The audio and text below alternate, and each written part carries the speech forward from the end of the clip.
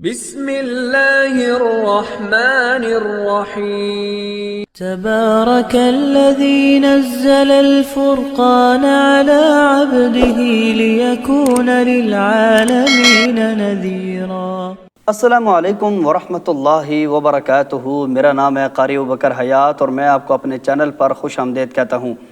آج ایک مرتبہ پھر نئی اور ایک مفید ویڈیو کے ساتھ حاضر خدمت ہوں۔ یہ میری ویڈیو اگر دیکھ لیں تو ویڈیو کے اختتام تک یقیناً آپ کا مائنڈ سیٹ جو ہے نا وہ چینج ہوگا، میں گارنٹی کے ساتھ آپ کو کہتا ہوں۔ انتہائی مفید ویڈیو ہے، غور کے ساتھ اس کو سنیے بھی صحیح اور کمنٹس کے ذریعے سے مجھے بتائیے بھی صحیح کہ کیا میں نے یہ بات غلط کی یا صحیح، اور آپ اس بات کے اوپر عمل کرنے کے لیے کتنے تیار ہوئے ہیں۔ دیکھیں، آج زندگی کے کسی مسئلے سے بھی اگر آپ پریشان ہیں نا اور آپ اپنی لائن کو چینج کرنے کا سوچ رہے ہیں تو زندگی کا غلط ترین فیصلہ کر رہے ہیں۔ آپ نے زندگی کا ایک بہت قیمتی جو عرصہ تھا نا وہ آپ نے ایک چیز کو حاصل کرنے میں لگا دیا، لیکن اب آپ کو سمجھ آ رہی ہے کہ آپ کے جو ضروریات زندگی ہیں وہ اس سے پوری نہیں ہو رہے، آپ اس کے ساتھ زندگی کہیں اور بھی مصروف کرنا چاہ رہے ہیں، تو میرے خیال میں یہ آپ کے لیے بہت زیادہ نقصان دہ چیز ہے۔ جو چیز آپ نے حاصل کر لی ہے نا، ڈھنگ سیکھیے، ڈھنگ۔ آپ کو طریقہ نہیں آتا، اگر آپ صرف مسجد کے امام ہیں، آپ نے اپنے آپ کو امام ہی سمجھ لیا ہے، اس لیے آپ کو اذان کوئی خاص قسم کا فائدہ نہیں دے رہی، ٹھیک ہے؟ یہ ہماری کم بختی ہوتی ہے، ہم اپنے فن کے ساتھ اپنی جو ڈیوٹی ہوتی ہے اس کے ساتھ مخلص نہیں ہوتے۔ اذان ہم کب دے رہے ہوتے ہیں؟ جس وقت اذان کا ٹائم اوپر جا چکا ہوتا ہے، بزموں سے پانی بہہ رہا ہوتا ہے اور ہم جا کے ابھی تک آدھے بازو چڑھائے ہوتے ہیں اور ہم اذان دے رہے ہوتے ہیں۔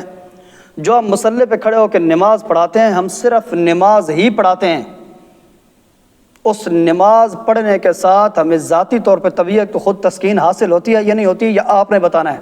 اس کے علاوہ اگر ہم خطیب ہیں، جتنی تقریریں اب تک ہم کر چکے ہیں ان تقریروں سے کیا صرف ہم جمعہ پڑھاتے ہیں یا ہمیں کوئی تسکین خود بھی حاصل ہوتی ہے؟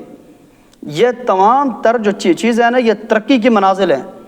اگر ہم اذان اچھی دیتے ہوتے تو ہم گاؤں سے سفر کر کے ہم قطر تک جا چکے ہوتے۔ اگر ہماری آواز بہت زیادہ آواز پہ محنت کرتے، صرف نمازیں نہ پڑھاتے، اپنی آواز کو بہتر کرنے کے لیے ہم صرف اپنے مصلی کے ساتھ، میرے بھائی اگر ہم مخلص ہوں نا، بہت تیزی کے ساتھ ہم سفر کر کے کہاں سے کہاں جا سکتے ہیں، کسی کو کہنے کی ضرورت ہی نہیں ہے۔ اپنے کام کے ساتھ اگر بندہ مخلص ہو تو کام بندے کے لیے بہت زیادہ راستے خود کھول دیتا ہے، ٹھیک ہے؟ اس کے علاوہ اگر آپ بہترین قاری ہیں، آپ اپنی تلاوت کو ججمنٹ کیجئے۔ آج سے اگر 5 سال پہلے آپ تلاوت کرتے تھے، 5 سال پہلے تلاوت کیسی تھی، اب کیسی ہے؟ اب دیکھیں 5 سال کا جو درمیان کا گیپ ہے، تلاوت بہتر ہونی چاہیے نا، ہماری تو کمزور ہو گئی ہے۔ بتائیں ترقی کے منازل ہم کدھر سے حاصل کریں گے اور کہاں جائیں گے؟ آپ نے اذان دینی ہے، اذان ایسی دیں کہ آپ کے پورے علاقے میں، پورے ایریے میں یقیناً اللہ کا نام ہے، خوبصورت انداز کے ساتھ، محبت کے ساتھ، اپنے ٹائم کے اوپر پورے علاقے کے اندر آپ کی اذان کی آواز جو ہے نا وہ پتہ چلنی چاہیے کہ فلاں مسجد کے اندر یار کوئی بندہ اذان دیتا ہے۔ ایسی ٹیسٹ آپ نے بزرگوں کی اذانیں، بعض علاقوں میں بوڑھے بوڑھے بابے اذانیں دے رہے ہوتے ہیں۔ میں ایک دفعہ اپنے گاؤں میں گیا، یار فجر کے ٹائم، وہ گاؤں کون سا ہے، یہ چکوال کے ساتھ ایک گاؤں ہے، میں وہاں رات ٹھہرا تھا، یار بڑی خوبصورت اس بندے نے اذان دی ہے، یار یقین جانے میں سویا ہوا تھا، اس کی اذان نے نا میری یہ آنکھیں نہیں، دماغ کی آنکھیں بھی کھول کے رکھ دی ہیں، ایسی زبردست قسم کی اذان دی ہے۔ فوراً میری طبیعت بیدار ہوئی، اٹھا اور آگے جو کچھ اس بندے کے ساتھ میں نے کیا وہ خدا ہی شاہد ہے۔ بہرحال اس بندے کا گلا، اس بندے کی آواز، اس بندے نے اذان نہیں دی، اپنی ڈیوٹی کے ساتھ وفاداری کی ہے اس نے۔ اگر ہم آج نمازیں پڑھاتے ہیں، ہم اس بات کو سمجھتے ہیں کہ ہم صرف نمازیں پڑھاتے ہیں، ہم اپنی ڈیوٹی کے ساتھ مخلص نہیں ہوتے، صرف اوپر نیچے 2-4 رکھتے ہوئے اور ہم چل بستے ہیں۔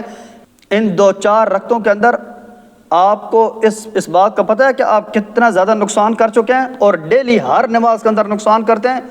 نمازیں نہ پڑھائیے، نمازیں پڑھائیں، پتہ چلے کہ آپ نے نمازیں پڑھائی ہیں۔ شخص یاسر دوسری حرم کے امام ہیں، ریاض کے اندر آپ انٹرنیٹ پہ ریسرچ کریں، شیخ یاسر دوسری ریاض کے اندر ایک مسجد کے امام تھے، دل لگی کے ساتھ انہوں نے نمازیں پڑھائی ہیں۔ دیکھیں نا، ریاض سے اگلے اٹھا کے حرم میں لے گئے ہیں۔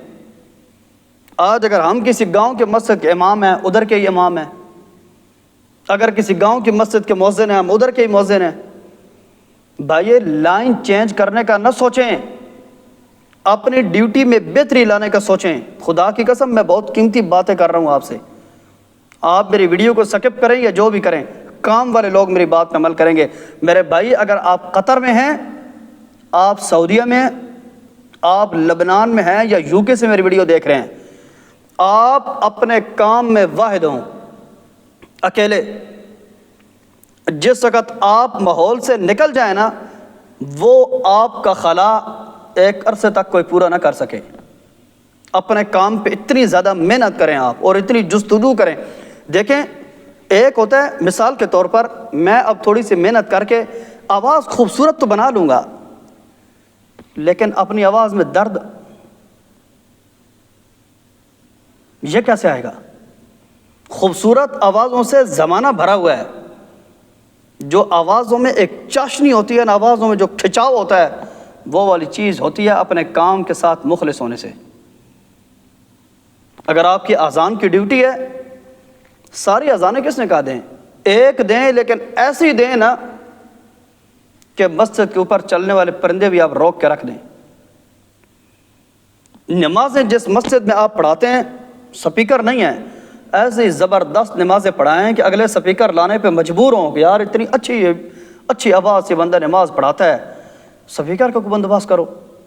یا اگر آپ کہتے ہیں کہ سپیکر کا بندوبست کریں، تو آگے سے نمازی دل میں یہ نہ کہیں کہ اپنی آواز سے چیک کرو، آپ کی آواز سپیکر کے قابل ہے۔ اپنی آواز پہ بھائیوں محنت کرو۔ اذان دیتے ہیں تو اذان کے ساتھ مخلص ہوں۔ خدا کی قسم، یہی ایک اذان آپ کو دنیا پھرائے گی۔ اگر آپ صرف مسجد کے امام ہیں تو ٹسٹ قسم کی نمازیں پڑھائیں۔ یہ مسجد کا مصلی، یہ آپ کے لیے تخت سلیمانی بن جائے گا، ساری دنیا میں لے اڑے گا آپ کو۔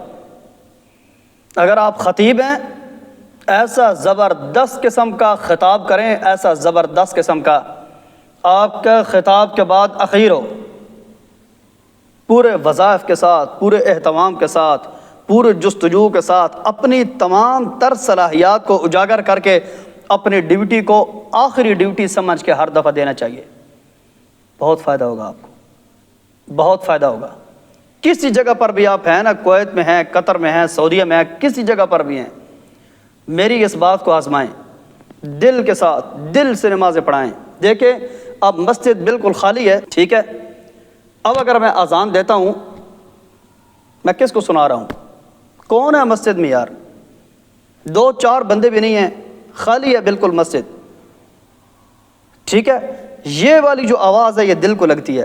تنہائی کے اندر آوازوں کی پریکٹس کریں، اور تنہائی میں جس آواز کے اندر آپ کو سرور حاصل ہو نا، وہ آواز آپ لوگوں کے سامنے پیش کریں، اور اس آواز کے اندر آپ کا ارادہ یہ ہونا چاہیے کہ یا اللہ، یہ آواز تو نے مجھے بطور امانت دی ہے، میں تیری امانت اور تیری طرف سے ہدیہ اخلاص کے ساتھ لوگوں تک پہنچا رہا ہوں۔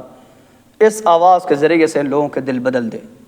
اس کے بعد استاد جی آپ سادہ بھی پڑھیں گے نا، ابو بکر حیات کو یاد رکھیں گے آپ۔ اذان دیتے ہیں، اذان دیں، جان نہ چھڑائیں۔ امامت کراتے ہیں، کسی گاؤں دیہات میں ہی ہیں، 2000 تنخواہ ہے، اس 2000 کو 2 لاکھ تک آپ کو یہی نماز پہنچا سکتی ہے اگر آپ واقع ہی نمازیں پڑھائیں، ٹھیک ہے۔ 2000 کا امام چھوڑ کے جاتا ہے تو پیچھے نمازی کہہ رہے ہیں تو کوئی مسئلہ نہیں، ہم 1000 والا رکھ لیں گے، آپ جائیں۔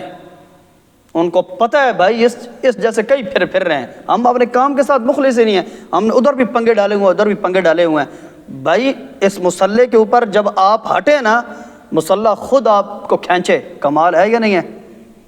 2000 کی نوکری جس وقت آپ چھوڑ کے جا رہے ہو نا، تو سارے مسجد کے نمازی نہیں، محلہ چیخ اٹھے ہو، یار کتنی تنخواہ چاہیے، ہم دینے کے لیے تیار ہیں، کہاں جا رہے ہو آپ؟